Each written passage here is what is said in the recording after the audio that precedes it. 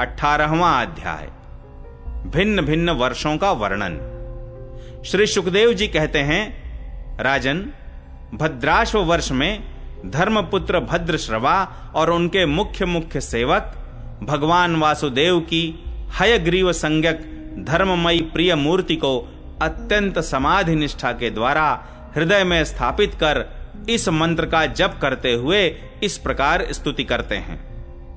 भद्रश्रवा और उनके सेवक कहते हैं, चित्त को विशुद्ध करने वाले ओमकार स्वरूप भगवान धर्म को नमस्कार है।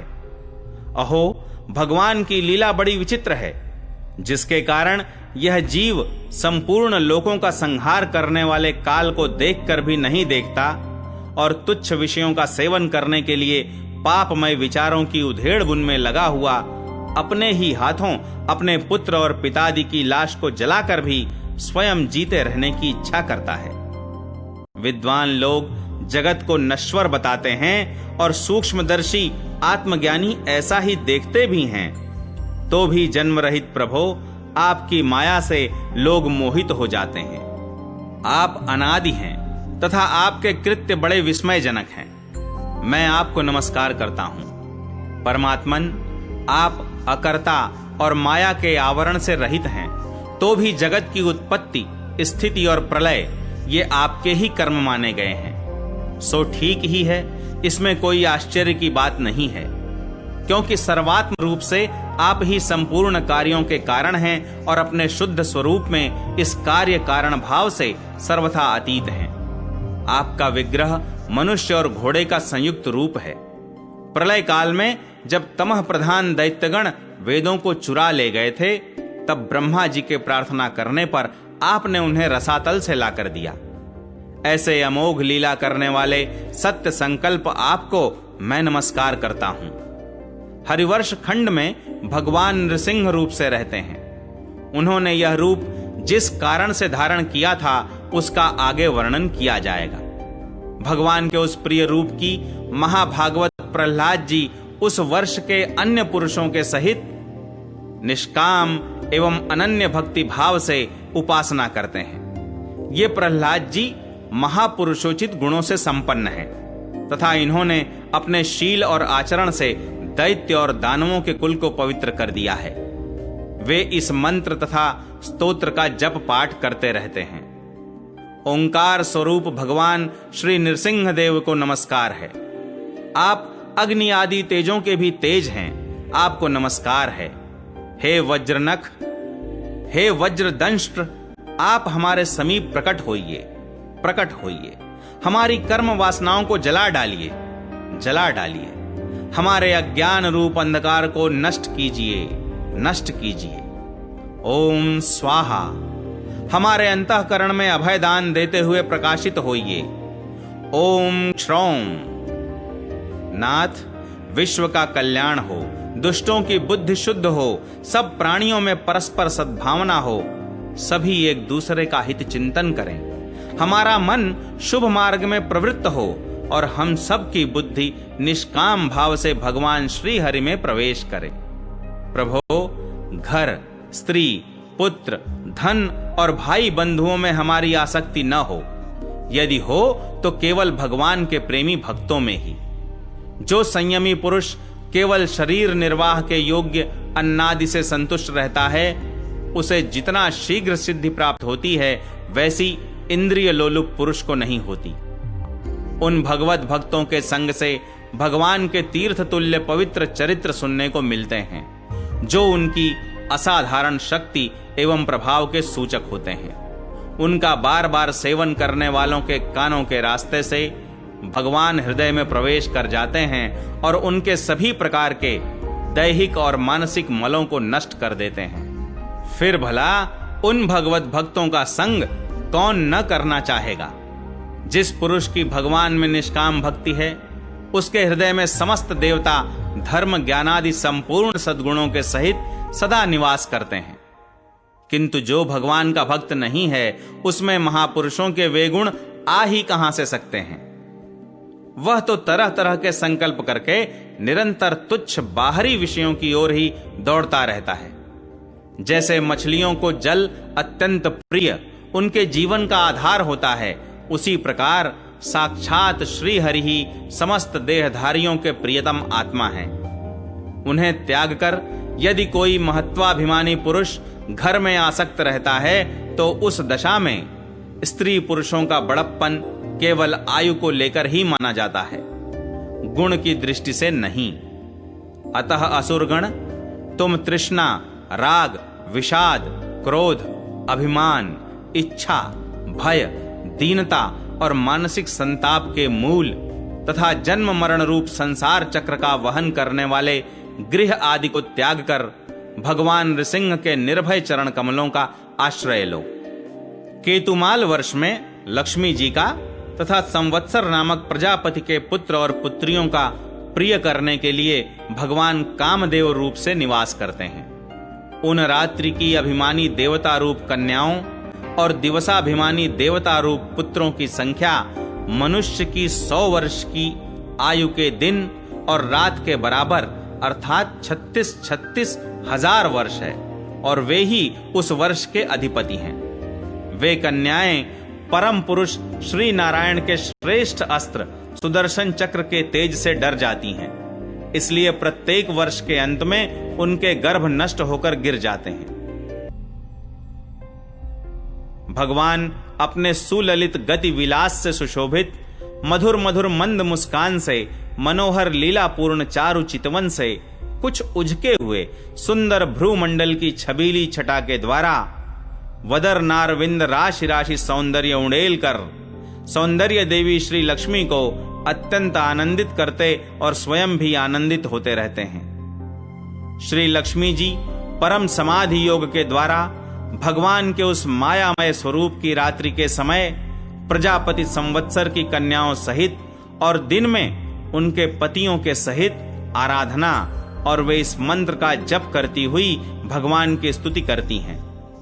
जो इंद्रियों के नियंता और संपूर्ण श्रेष्ठ वस्तुओं के आकार हैं, क्रिया शक्ति, ज्ञान शक्ति और संकल्प अध्यवसाय आदि चित्त के धर्मों तथा उनके विषयों के अधीश्वर हैं, 11 इंद्रिय और 5 विषय इन 16 कलाओं से युक्त हैं, वेदोक्त कर्मों से प्राप्त होते हैं तथा अन्नमय, अमृतमय और सर्वमय हैं। उन मानसिक, इंद्रियक एवं शारीरिक बल स्वरूप परम सुंदर भगवान कामदेव को ओम ह्राम ह्रीम ह्रूम इन बीज मंत्रों के सहित सब ओर से नमस्कार है। भगवान, आप इंद्रियों के अधीश्वर हैं।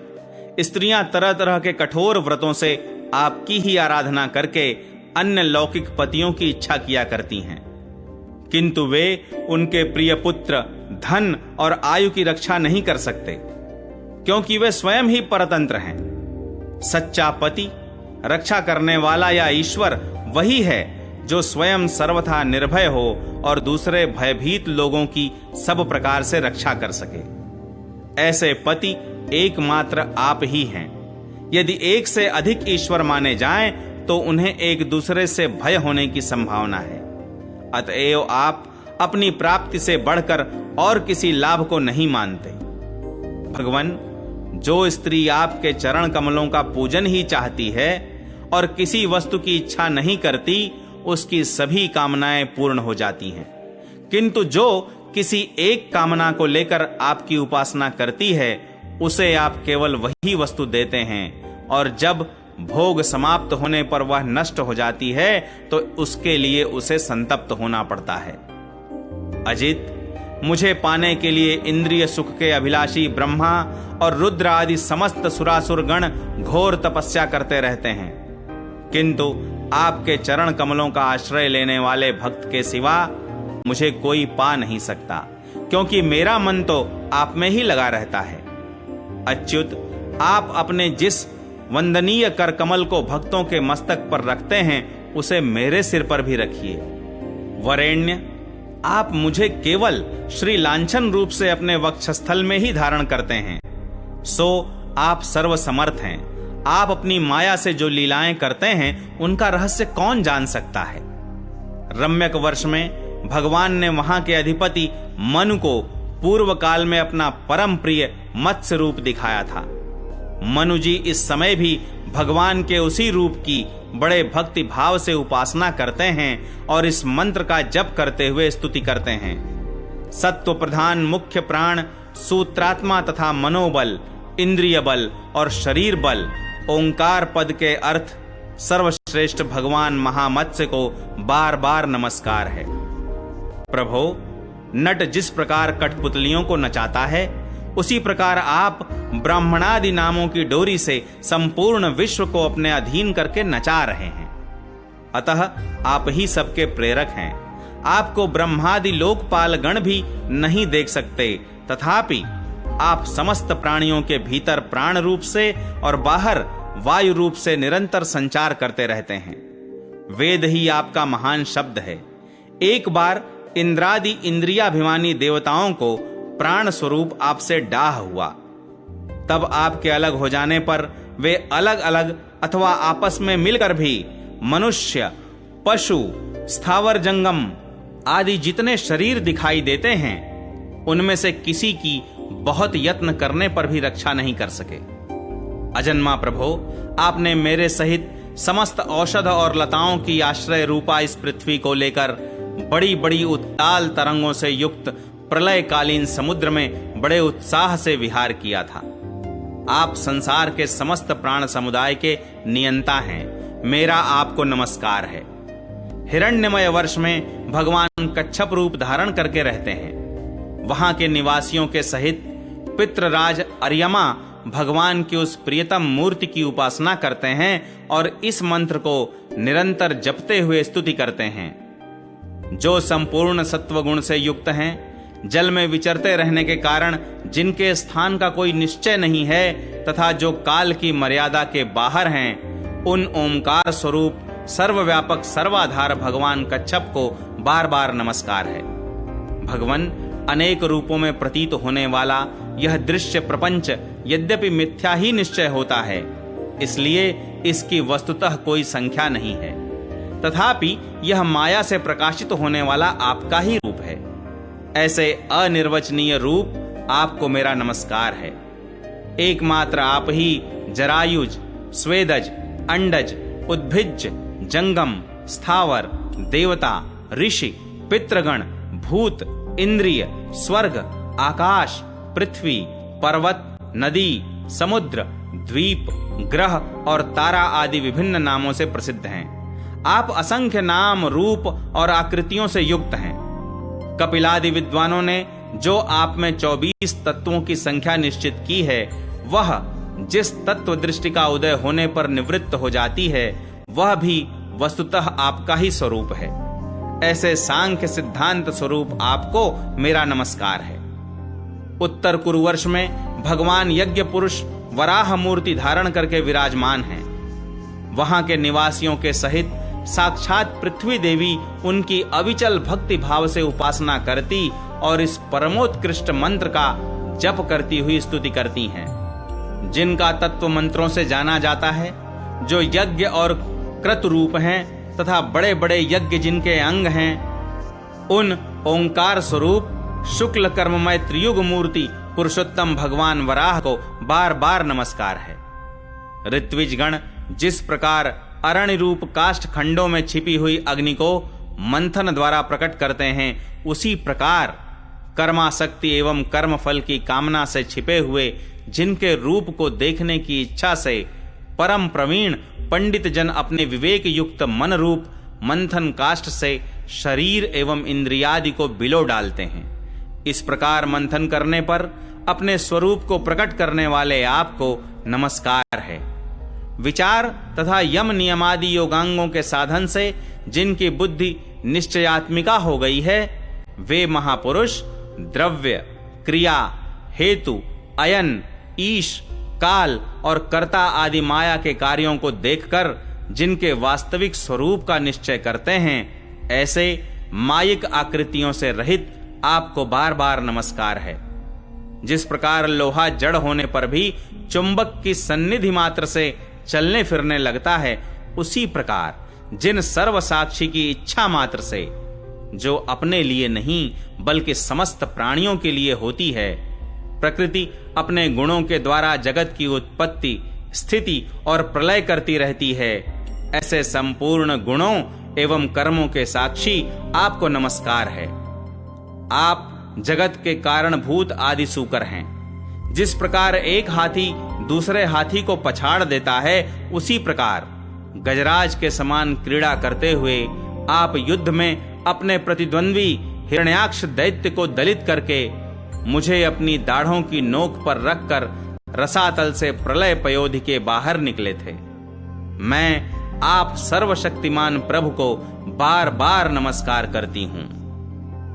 दूसरा अध्याय विष्णु दूतों द्वारा भागवत धर्म निरूपण और अजामिल का परधाम गमन। श्री सुखदेव जी कहते हैं, परीक्षित, भगवान के नीति निपुण एवं धर्म का मर्म जानने वाले पार्षदों ने यमदूतों का ये अभिभाषण सुनकर उनसे इस प्रकार कहा। भगवान के पार्षदों ने कहा, यमदूतों, ये बड़े आश्चर्य और खेद की बात है कि धर्मज्ञों की सभा में अधर्म प्रवेश कर रहा है, क्योंकि वहां निरपराध और अदंडनीय व्यक्तियों को व्यर्थ ही दंड दिया जाता है। जो प्रजा के रक्षक हैं, शासक हैं, समदर्शी और परोपकारी हैं, यदि वे ही प्रजा के प्रति विषमता का व्यवहार करने लगें तो फिर प्रजा किसकी आचरण करते हैं। साधारण लोग भी वैसा ही करते हैं। वे अपने आचरण के द्वारा जिस कर्म को धर्मानुकूल प्रमाणित कर देते हैं, लोग उसी का अनुकरण करने लगते हैं। साधारण लोग पशुओं के समान धर्म और अधर्म का स्वरूप न जानकर किसी सत्पुरुष पर विश्वास कर लेते हैं। उसकी गोद में सिर रखकर निर्भय और निश्चिंत सो जाते हैं। वही दयालु सत्पुरुष जो प्राणियों का अत्यंत विश्वास पात्र है और जिसे मित्र भाव से अपना हितैषी समझकर उन्होंने आत्मसमर्पण कर दिया है, उन अज्ञानी जीवों के साथ कैसे विश्वासघात कर सकता है। यमदूतों, इसने कोटि कोटि जन्मों की पाप राशि का पूरा पूरा प्रायश्चित कर लिया है, क्योंकि इसने विवश होकर ही सही भगवान के परम कल्याणमय नाम का उच्चारण तो किया है। जिस समय इसने नारायण इन 4 अक्षरों का उच्चारण किया, उसी समय केवल उतने से ही इस पापी के समस्त पापों का प्रायश्चित हो गया। चोर, शराबी, मित्रद्रोही, ब्रह्मघाती, गुरुपत्नीगामी, ऐसे लोगों का संसर्गी, स्त्री, राजा, पिता और गाय को मारने वाला, चाहे जैसा और चाहे जितना बड़ा पापी हो, सभी के लिए ही सही इतना ही सबसे बड़ा प्रायश्चित है कि भगवान के नामों का उच्चारण किया जाए, क्योंकि भगवान नामों के उच्चारण से मनुष्य की बुद्धि भगवान के गुण, लीला और स्वरूप में रम जाती है और स्वयं भगवान की उसके प्रति आत्मीय बुद्धि हो जाती है। बड़े बड़े ब्रह्मवादी ऋषियों ने पापों के बहुत से प्रायश्चित, कृच्छ, चांद्रायण आदि व्रत बताए हैं, परंतु उन प्रायश्चितों से पापी की वैसी जड़ से शुद्धि नहीं होती जैसी भगवान के नामों का, उनके गुम्फित पदों का उच्चारण करने से होती है, क्योंकि वे नाम पवित्र कीर्ति भगवान के गुणों का ज्ञान कराने वाले हैं। यदि प्रायश्चित करने के बाद भी मन फिर से कुमार्ग में पाप की ओर दौड़े तो वो चरम सीमा का पूरा पूरा प्रायश्चित नहीं है। इसलिए जो लोग ऐसा प्रायश्चित करना चाहें कि जिससे पाप कर्म और वासनाओं की जड़ ही उखड़ जाए, उन्हें भगवान के गुणों का ही गान करना चाहिए, क्योंकि उससे चित्त सर्वथा शुद्ध हो जाता है। इसलिए यमदूतों, तुम लोग अजामिल को मत ले जाओ, इसने सारे पापों का प्रायश्चित कर लिया है, क्योंकि इसने मरते समय भगवान के नाम का उच्चारण किया है। बड़े बड़े महात्मा पुरुष ये बात जानते हैं कि संकेत में, परिहास में, तान अलापने में अथवा किसी की अवहेलना करने में भी यदि कोई भगवान के नामों का उच्चारण करता है तो उसके सारे पाप नष्ट हो जाते हैं। जो मनुष्य गिरते समय, पैर फिसलते समय, अंग भंग होते समय और सांप के डसते, आग में चलते तथा चोट लगते समय भी विवशता से हरि हरि कहकर भगवान के नाम का उच्चारण कर लेता है, वो यम यातना का पात्र नहीं रह जाता। महर्षियों ने जानबूझकर बड़े पापों के लिए बड़े और छोटे पापों के लिए छोटे प्रायश्चित बतलाए हैं। इसमें संदेह नहीं कि उन तपस्या, दान, जप आदि प्रायश्चितों के द्वारा वे पाप नष्ट हो जाते हैं, परंतु उन पापों से मलिन हुआ उसका हृदय शुद्ध नहीं होता। भगवान के चरणों की सेवा से वो भी शुद्ध हो जाता है। यमदूतों, जैसे जान या अनजान में ईंधन से अग्नि का स्पर्श हो जाए तो वो भस्म हो ही जाता है, वैसे ही जानबूझकर या अनजान में भगवान के नामों का संकीर्तन करके मनुष्य सारे पाप भस्म हो जाते हैं। जैसे कोई परम शक्तिशाली अमृत को उसका गुण न जानकर अनजान में पी ले तो भी वो अवश्य ही पीने वाले को अमर बना देता है, वैसे ही अनजान में उच्चारण करने पर भी भगवान का नाम अपना फल देकर ही रहता है। श्री सुखदेव जी कहते हैं, राजन, इस प्रकार भगवान के पार्षदों ने भागवत धर्म का पूरा निर्णय सुना दिया और अजामिल को यमदूतों के पाश से छुड़ाकर मृत्यु के मुख से बचा लिया। प्रिय परीक्षित, पार्षदों की ये बात सुनकर यमदूत यमराज के पास गए और उन्हें ये सारा वृत्तांत ज्यों का त्यों सुना दिया। अजामिल यमदूतों के फंदे से छूटकर निर्भय और स्वस्थ हो गया। उसने भगवान के पार्षदों के दर्शन जनित आनंद में मग्न होकर उन्हें सिर झुकाकर प्रणाम किया। निष्पाप परीक्षित, भगवान के पार्षदों ने देखा कि अजामिल कुछ कहना चाहता है, तब वे सहसा उसके सामने ही वहीं अंतर्धान हो गए। इस अवसर पर अजामिल ने भगवान के पार्षदों से विशुद्ध भागवत धर्म और यमदूतों के मुख से वेदोक्त सगुण धर्म का श्रवण किया था। सर्व पापापहारी भगवान की महिमा सुनने से अजामिल के हृदय में शीघ्र ही भक्ति का उदय हो गया। अब उसे अपने पापों को याद करके बड़ा पश्चाताप होने लगा। अजामिल मन ही मन सोचने लगा, अरे मैं कैसा इंद्रियों का दास हूँ। मैंने एक दासी के गर्भ से पुत्र उत्पन्न करके अपना ब्राह्मणत्व नष्ट कर दिया। ये बड़े दुख की बात है। धिक्कार है, मुझे बार बार धिक्कार है। मैं संतों के द्वारा निंदित हूँ, पापात्मा हूँ। मैंने अपने कुल में कलंक का टीका लगा दिया। हाय हाय, मैंने अपनी सती एवं अबोध पत्नी का परित्याग कर दिया और शराब पीने वाली कुलटा का संसर्ग किया। मैं कितना नीच हूँ। मेरे माँ बाप बूढ़े और तपस्वी थे, वे सर्वथा असहाय थे।